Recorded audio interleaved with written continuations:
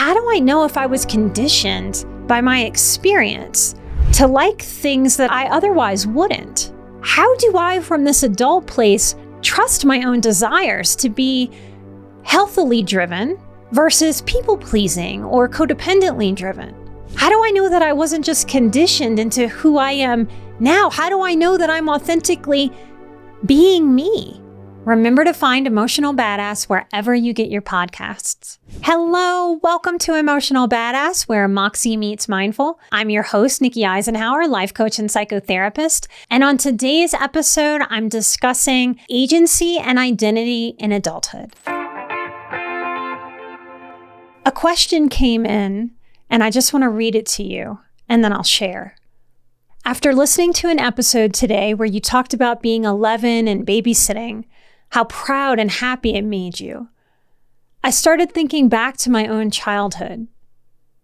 I was the eldest of 5 girls. I had so much responsibility from such a young age. 2 of my sisters used to call me their second mom. It fills me with happiness and joy knowing that I was able to do that. So my question is, now that I'm 36 years old, how do I know if I really like caregiving because it's in my nature, or because it was forced upon me and grew to like it because what it brought me, seeing another person satisfied and cared for because of me, felt good? Thank you, Megan, for this question. I didn't tell you yet that I'm turning it into an episode, so thank you for the inspiration. And it's such a great question, and it's one that doesn't have a very satisfying answer, but it's one as trauma survivors, as childhood dysfunction and chaos survivors, that deep, insightful people will most definitely ask themselves along their healing journey. So let me see if I can break this down and put words to this experience. First, I want to offer you my definition of the difference between adulthood and childhood, between adult and child. Now, typically, we just sit at the surface of adulthood and childhood, right? Our society says, well, we hit 18 or we hit 21, and that's what makes us an adult.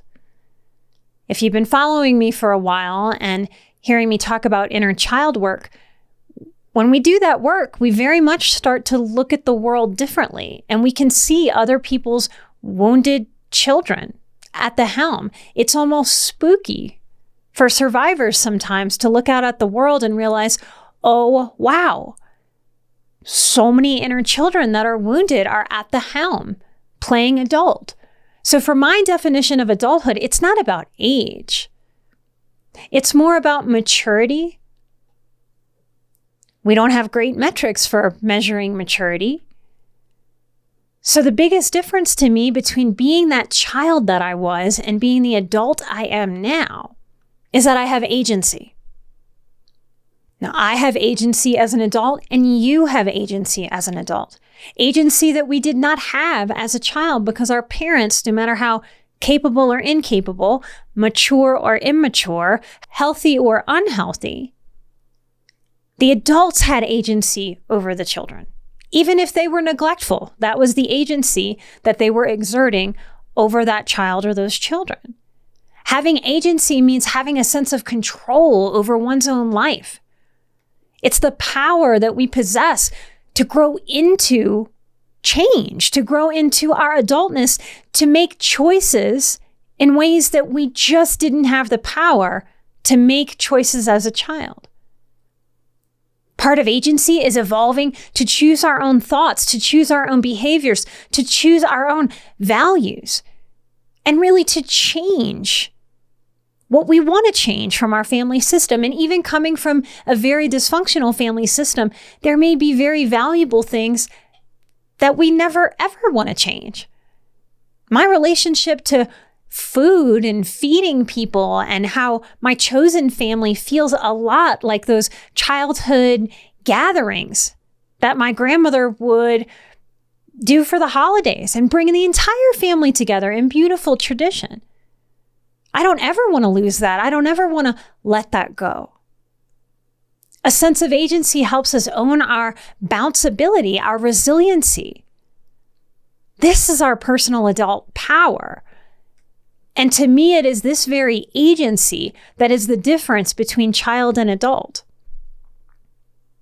When I first decided to be a counselor in a very conscious way, my first vision of that was that I would work with children. I'm great with children. I love children. I very much understand and remember how children think and how hungry they are for answers, especially smart, intuitive, curious children.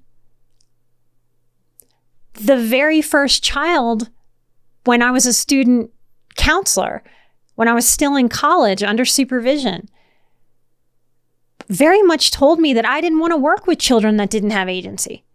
That very first child was 5 years old. And that mom was bringing her to me to fix because she thought that child was overweight and overeating. Right in front of me, that mom bent down and said, "Go talk to Miss Nikki and I'll take you to McDonald's." Right after you talk to her, right after the appointment, and my head nearly exploded. I had a really strong intuition that it was going to be very difficult for me to work with people that didn't have their own agency.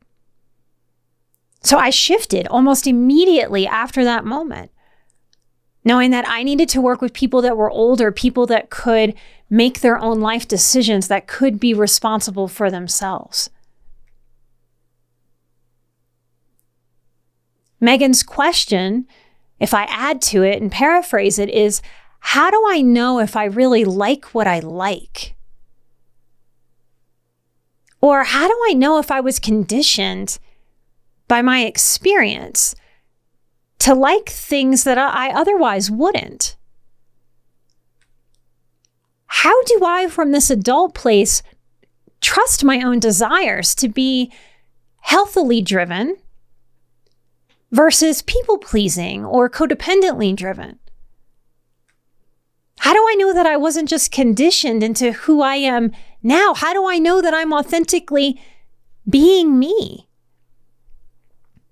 Simply asking yourself this question leads us down a road of having more agency over who we are becoming, over ourselves. Who do I like? What do I like? What don't I like? It's not just our family systems that shape us. All of our experiences shape us and guide us. Whatever your favorite food is, if you had never been exposed to the experience of that food, you wouldn't know that that's your favorite food, and some other food would pop into your mind if I were to ask you, "Hey, what's your favorite food?" It's a big struggle coming from a dysfunctional family dynamic to figure out, who am I versus who was I told to be? Who am I versus who did my trauma tell me to be? Separating and looking at things is a big part of recovery, because we face accepting a lot in this life. Whether we're traumatized when we were young or not, we face accepting a whole lot about ourselves, about the world. Acceptance is the final stage of grief, and we don't go through the stages in numerical order. We don't check off the stages of grief and go, "Okay, I'm done with that first stage of denial. I'm done with the depression part, or I'm done with the anger. I'm done with the bargaining, or I've finally done all the accepting."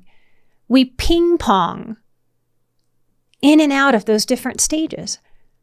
And when a lot of our childhood was stolen by chaos, stolen by dysfunction, we grieve with lots of layers and depth. Part of the grieving process is making meaning out of our pain, making meaning out of what we've lost. This is part of our resiliency strength training. This show is part of my own making meaning. Passing on knowledge gives meaning. Passing on ways to make the human experience easier, make it make more sense, have people have less confusion, more peace. It gives meaning to everything I've been through. It has become a purpose. And no matter what meaning you make, no matter what purpose you find, This is universal in the human experience. Those of us who have the most resiliency skills in our mental and emotional tool belts, we make meaning. And you will make meaning too if you are committed to healing. Even if you don't know what kind of meaning you're going to make in the future, you will know just as soon as you do. In healing and in recovery, we're dealing with pain. We're dealing with betrayal. I had to deal with the things that happened to me, like being sexually abused, like being abandoned by my biological father. We're figuring out what to do with our memories, our ideas, where to put them, which ideas and memories to hold on to, which to let go of, which to look at differently than we did through our childhood eyes. We work to let go of what no longer or never did serve us. And some of that will be in the realm of, I was told who I was supposed to be. Like I was told all of my life when I had children, when I became a mother, as if it was predetermined that I would be. I had to dig very deep. I had to get to know myself in layers. I had to also meet life where life was. This isn't just me waking up and planning my life. This is a co-creation with the universe, with forces that I don't have full control over.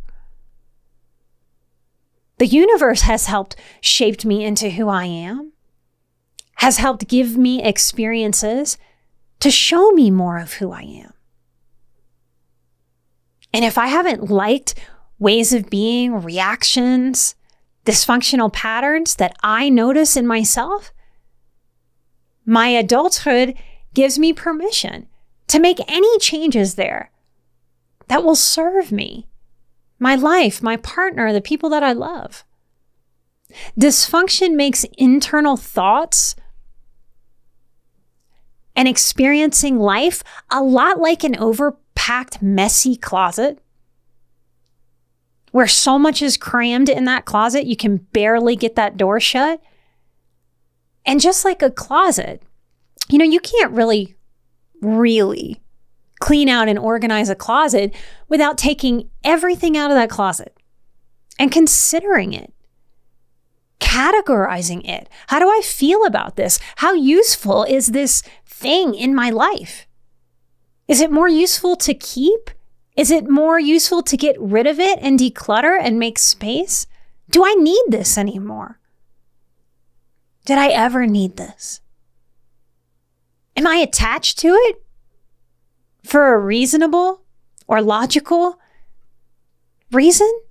Am I attached to it in an emotional way that doesn't really serve me?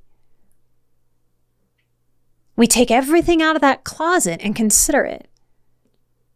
And then we reorganize that closet. We do this to our minds and our memories as we grow and heal, if we are to grow and heal. Now, if we're in the anger phase of our grief and our recovery, it's very easy to be angry, to paint sort of everything we might be looking at with an anger brush.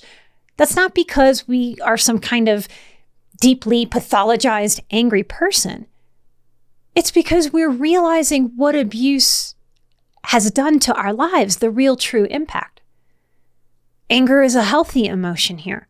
We can certainly do unhealthy things from the prompt of that anger. But getting angry, being angry, processing that anger, and releasing that anger is part of what clears out the pain of any dysfunction that we've endured, so that we can have space for peace, space to prosper. Everything has pros and cons that we experience, really everything. All the stories we've ever heard about lotto winners. I bet most of us out there have heard more horror stories about lottery winners. And lotto winners get the kind of money almost all of us would like to have fall out of the sky and into our laps. But there's a con. It's a lot of money to manage. People treat you differently when that kind of money falls into your lap. It's very difficult for people to manage if they have inner children at the helm. Those inner children can still make them go bankrupt. There are major cons to most lottery-winning stories that hit the news. There are pros and cons to every experience we have. It is part of our healing journey that we get to decide about what we're carrying forward, what we're going to continue to practice in our lives. Now, one of the most difficult things that I could name, I'm going to name it, and it's for my fellow childhood sexual abuse survivors out there. And I can talk about this comfortably and publicly because my younger self did direct work on this very issue. I realized in my grief that what was taken away from me was my own natural sexual awakening and development. And a hard truth that I was so angry at having to accept for a very long time, because it's a truth that I can't change, is that I will never in this lifetime have the opportunity to have my own sexuality develop in a pure and natural way, because my dad ruined that for me with his own sick and twisted desires, his own pathological lack of empathy or integrity or personal responsibility. He had a responsibility to protect and care for me, not use and objectify my body and being, not violate the trust and intimacy that I gave him by accepting him to the position of father.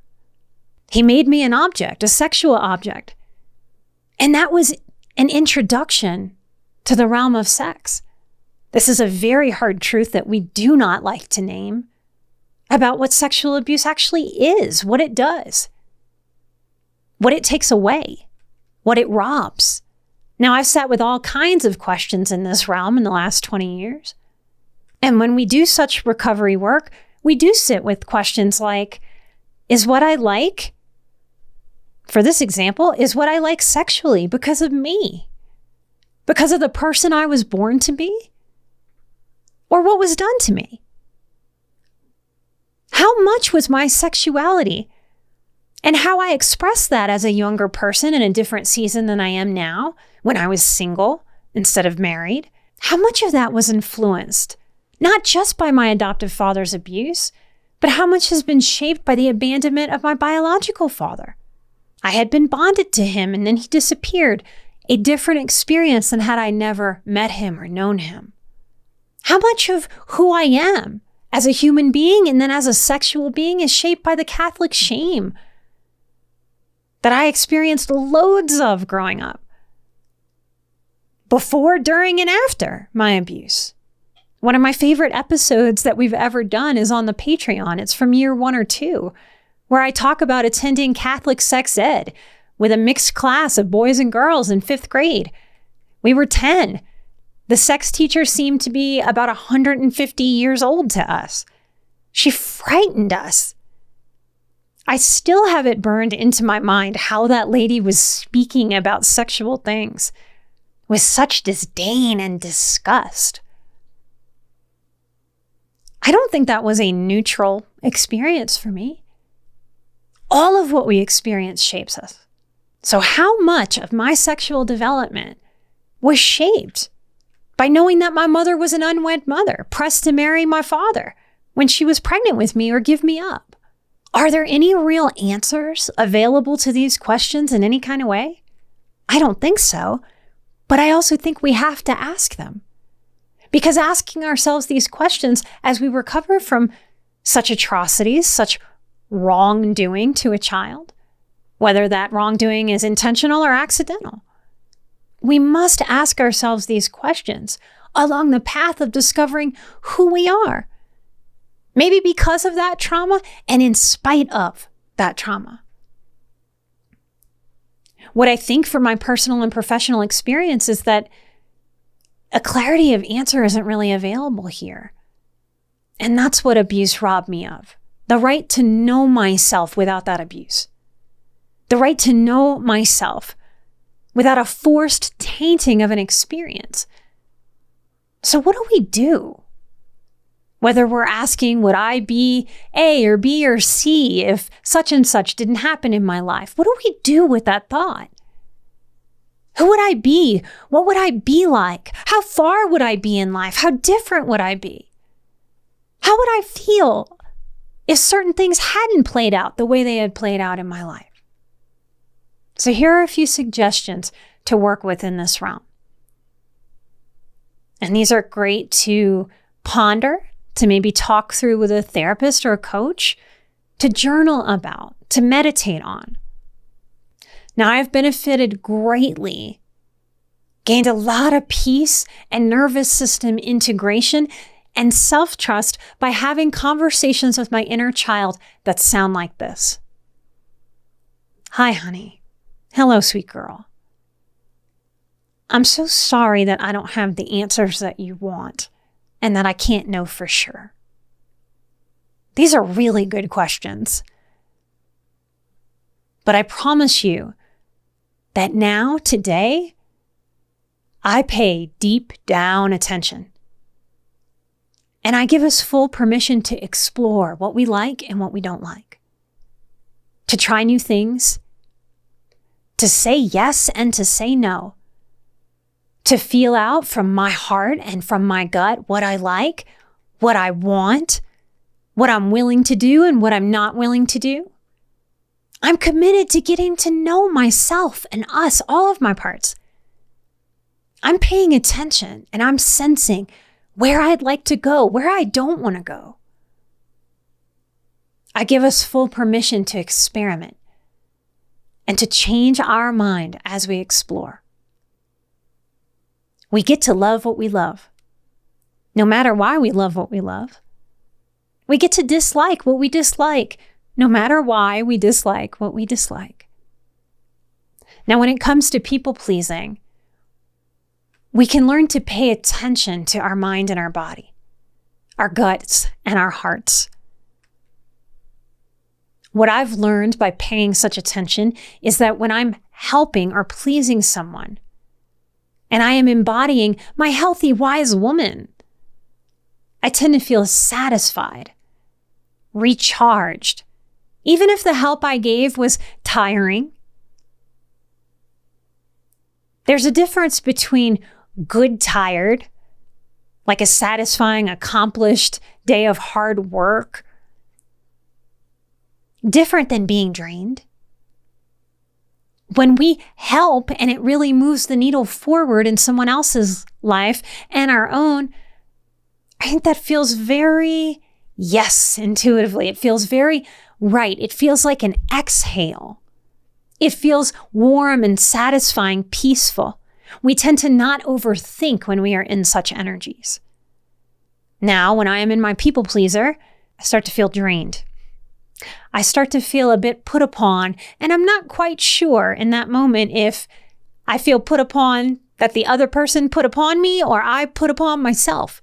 And I start to overthink, have a thought storm above my head, trying to figure out what's going on because I feel off. Something feels off about this help that I'm giving, this pleasing that I am engaging.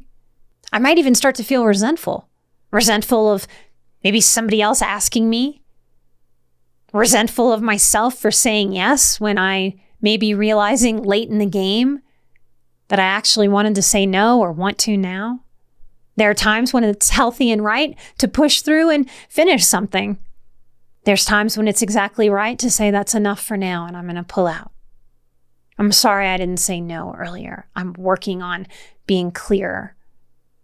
When I am people pleasing, I can sense that my inner child is annoyed with me because I am exerting energy that I don't really have for somebody else's stuff when I don't really have the energy for me. And since I spent a lot of childhood being taught to be a people pleaser, she very much does not like when I am mindlessly in that mode. And I'm so appreciative of that discomfort now, because now I understand what that means, how that's there to help me shift and be more authentic and true to myself than those old maladaptive patterns that were really about surviving and not ever being abandoned again. In people pleasing, we're watching another and we're behaving to please them. There's nothing wrong with that. The problem with people pleasers is that we have totally missed that we're people too. And because it's our one precious life, we need to be on that list. We need to be high on that list. I'll make the argument we need to be the first number one on that list. And at first, to our people-pleasing parts, that sounds scary. That sounds like, the goal is to not care. I don't want to not care about other people. I don't want to not make other people happy. I like when other people are happy. There's no real problem in getting joy out of helping others, pleasing others. The problem is in doing that to your detriment, doing that in disrespect of your time, your energy, your commitments, your responsibilities, what your body needs, which may be different than the amount of energy you want to have available. In healthiness and boundaries and independence instead of codependence, it's not that we don't please people or help people, it's that we learn to shift to ourselves. Essentially learning to witness, to observe ourselves and tend to ourselves. This is also how we get to know our true self. And we don't have to demonize how lovely it feels to please other people. We just need to put ourselves on the list. It's lovely to help others feel loved, seen, heard, special, cared for. Highly sensitive people have an amazing knack, a gift, an ability to hone in and just see somebody. And I mean it when I say it's a gift. I just want you to know that you are always to use that gift with yourself, on yourself, for yourself too, and not give all of it away. If you catch yourself feeling slighted, if you feel yourself struggling or suffering internally while you're tending to others, then this is the people-pleasing to shift. And know it's okay, it's right, it's useful to put yourself first on the people-pleasing list. Don't let your critical voice team up with your people-pleaser and scare you. Nobody's going to like me then. I'm only going to take care of myself. This is the kind of selfishness that people warn you about when you go to therapy. You'll get more selfish. I've even had religious people tell me therapy takes people away from God. And I always think, well, not if it's done right. Often our people pleaser parts are fearful that we will swing all the way to the other side and somehow become cruel, heartless, cold. You are always meant to be on your own people-pleasing list. If you are people-pleasing others while you are displeased, you can learn to do better for yourself. And the real truth that the fear won't let people see is that when you actually tend to yourself, when you put your own oxygen mask on first, then, and really only then, can you be so helpful to everyone around you. More helpful than if you don't put that oxygen mask on and you pass out. Then somebody else is tasked with having to take care of you because you were unwilling to take care of yourself. If we all take care of ourselves, if we all put our oxygen masks on first, we will have so much more juice to help the people in our lives right in the moments where they need it, where we want to step up.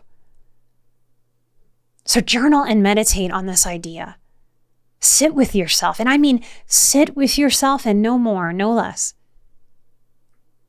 Sit and have a conversation with your deeper parts. Let their answers bubble up from your subconscious.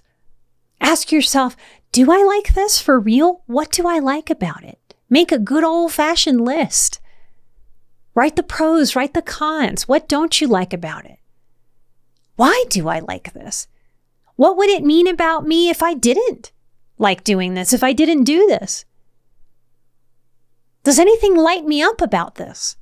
Is that enough to be lit up? These are answers that only you can answer deeply with yourself. If you're not driving around, I invite you to practice with me right now. Hand on the belly, hand on the heart is my favorite. taking a deep breath and closing your eyes and asking yourself whatever you need to ask yourself in this realm. To get to know yourself, you have to do like you would do with anybody else. How am I going to get to know a new person in my life if I don't spend time with them? If I don't ask them some questions to get to know them? It's no different with ourselves. It's just that maybe you've been on the planet all these years and never heard anyone say that to you the way I'm saying it to you now. How do we get to know ourselves better? How do I know what I really like? By hanging out with ourselves, by having some conversations. And what I don't mean by that is I don't mean obsessing. I don't mean overthinking. I don't mean bringing desperate energy to, oh my goodness, I better figure out who I am. Getting to know yourself, respecting the energy of what that means. We don't walk up to a new person in our lives and go, uh-oh, I got to get to know you. Tell me about you with desperation. We let it unfold. We have fun. We play a board game together, or we go get coffee and chit chat about what's going on in our lives. And the more that we're honest, and we hope other people are honest with us, the more likely it is that we're actually growing intimacy and really getting to know each other. You get to ask yourself the very questions that come up, whatever you wonder about. If you decide in this inquiry and exploration with yourself that there are things that you would like to put down and be done with, or take a break from to do an experiment, to see who you are without that behavior, to see who you are without that pattern, what a great experiment.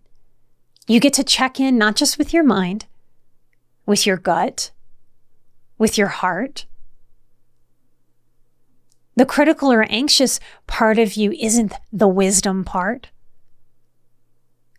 So be mindful about asking your deeper parts, your centered parts, your grounded parts, your wise parts. If you sit down and ask the critical or anxious part, you're going to get a critical or anxious answer. So many sensitive people do this when they're out in the world.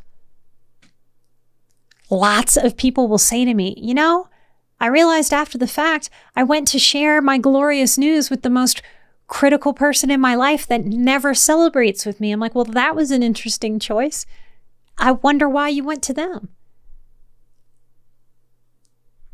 Sometimes there's denial about how that person shows up. Sometimes that's a hope-driven piece where we hope with the innocence of a sweet little child that we'll cross our fingers, that we'll go to the critical person, and they'll finally light up and be excited for us, only to go, oh yeah, wow, I have a lot of evidence that they show up like this. Be smart with your own parts that tend to be critical or shaming or judgmental. You have a lot of power to decide. Remember, you're an adult with agency. Which parts of you engage. The beauty of being an adult is that you have as much permission as you are willing to give yourself to explore, to say yes, to say no, and to get to know yourself intimately. You get to choose all along the way. You get to have different seasons of exploration, different affinities. You get to change. You get to shed your skin and evolve. Most HSPs tell me that what they value most in the world is being seen and heard. In fact, they tend to get triggered if they feel unseen and unheard. Don't miss a very important invitation from yourself to yourself to be the very best person in your life, to hear and see you, and ultimately to hold yourself. As a little side note for this episode, I want to say to notice that we only question the things that we might think of as bad. Like, oh, I had a lot of responsibility, maybe too much as a kid. I gave the example of some of my abuse. I've never really wondered, wow, do I like Cajun or soul food because I grew up in Louisiana and is that okay? Nope, never wondered about that. Just full on loved it. What we are exposed to definitely shapes us in countless ways, the positive and the negative, and everything in between. If you have been shaped into any shape that you aren't fond of, know that you are malleable and changeable even if you feel like you aren't. Sometimes feelings are liars. That's a place where they will lie. It's one of the greatest freedoms available to us as adults if we only embrace the permission to be and become our true selves in boundless exploration. Self-love is often hidden in self-acceptance.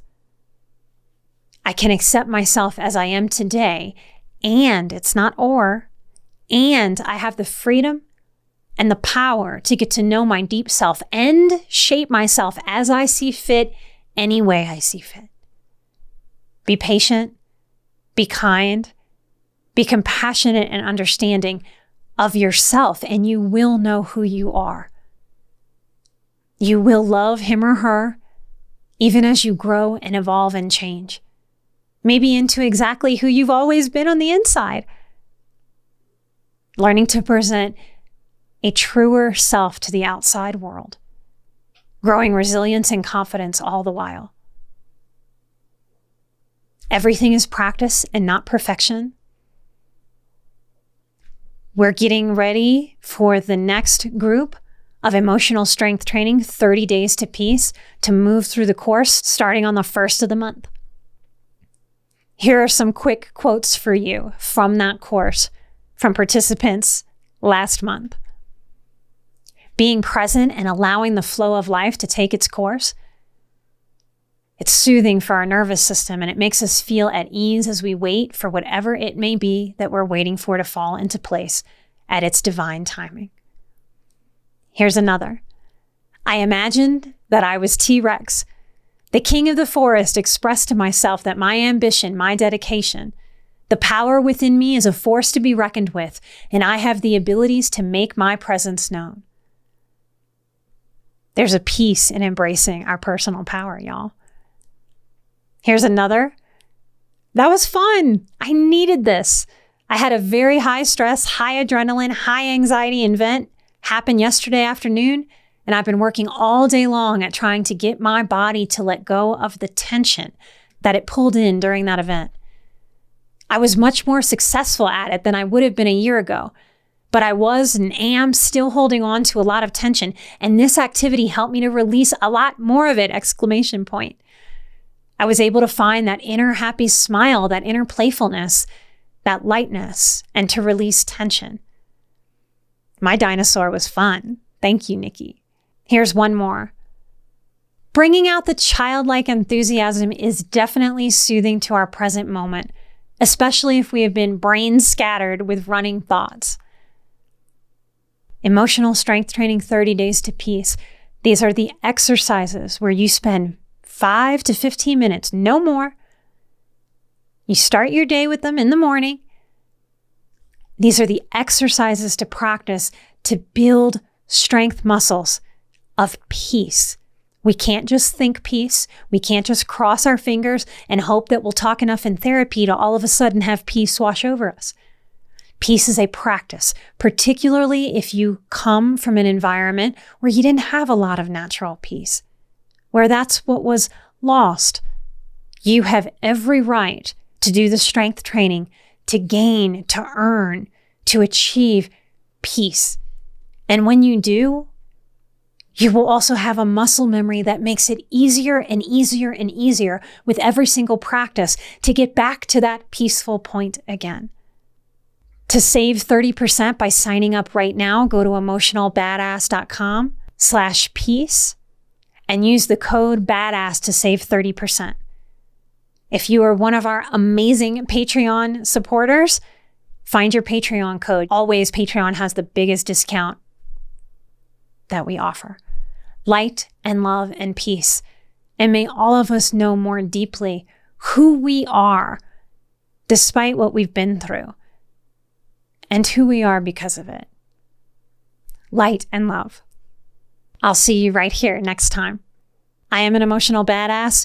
You are an emotional badass. And together we are where Moxie meets mindful.